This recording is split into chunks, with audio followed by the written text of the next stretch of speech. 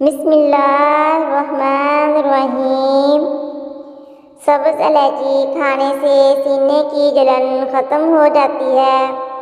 खरबूजे के छिलके उबाल कर पानी पीने से, मुंह धोने से चेहरे का रंग साफ और गोरा हो जाता है। खाना बनाते वक्त अगर मिर्चें आँखों में पड़ जाएं तो ज़ुबान पर थोड़ा सा नमक रख लें, मिर्चों का असर कम हो जाएगा।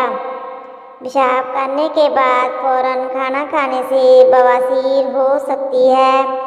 दूध में हल्दी डालकर पीने से खुश्क खांसी ख़त्म हो जाती है। महावारी का दर्द ख़त्म ना हो तो तिल का तेल इस्तेमाल करें। पीरियड्स के दौरान अदरक का इस्तेमाल करें या अदरक की चाय पिएं।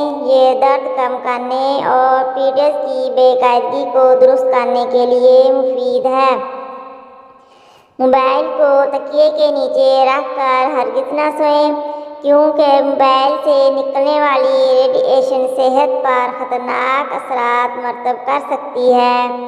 इस नुकसान से बचने के लिए मोबाइल को एरोप्लेन मोड पर लगाकर सोएं।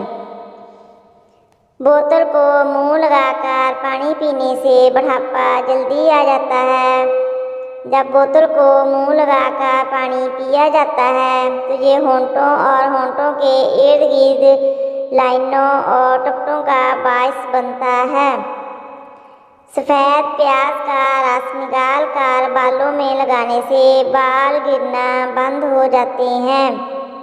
सोकर उठने के बाद आँखों को मलने से आँखों की बनाई कम होने का खदशा हो जाता है। सुबह उठकर अगरबत्ती की खुशबू सूंघने से दिमाग की नसें खुल जाती हैं।